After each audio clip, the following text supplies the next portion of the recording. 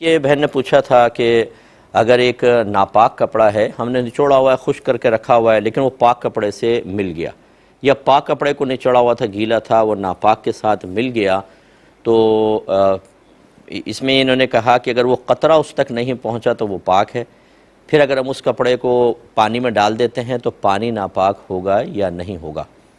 देखें, पहले अच्छी तरह क्लियर कर लें एक मसले को कि अगर एक कपड़ा नापाक है और वो उसमें पानी वगैरह नहीं है लेकिन गीलापन मौजूद है, तो सबसे पहले देखेंगे कि वो नापाकी कौन सी है, ऐन नजासत है या ऐन नजासत का गैर है। यानी एक तो ऐसा होता है कि ख़ुद ख़ास नजासत लगी होती है, जैसे पेशाब, ठीक है ना, अब वो कपड़ा हल्का हल्का नमी है, निचोड़ें तो पेशाब निकलेगा नहीं, समझ लें, इतना है। एक ये नापाकी है। और एक है कि किसी टब वगैरह के अंदर पेशाब की छींटें चली गई, वो पानी इस कपड़े तक पहुंचा था, इस वजह से नापाक है। तो अब ये पानी ऐन नजासत नहीं है बल्कि इसमें नजासत मिक्स हो गई है, इस वजह से ऐसा है।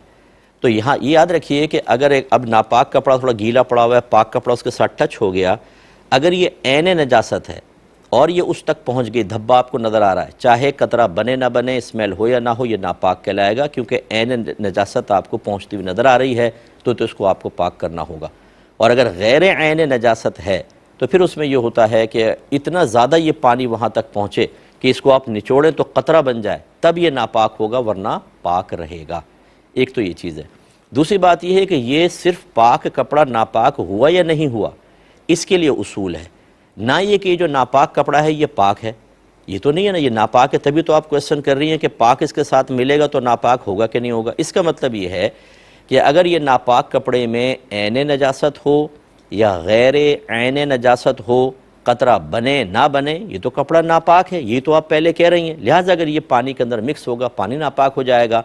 ऐसे अगर आप लकड़ी वगैरह किसी ठोस चीज़ के ऊपर रखेंगी और उस पर तरी वगैरह थोड़ी भी आ गई, क्योंकि कतरा तो नहीं लेकिन आप रखें तो इस पर तरी आ जाएगी, तो ये भी नापाक कहलाएगा। उम्मीद है कि आप बात समझी होंगी।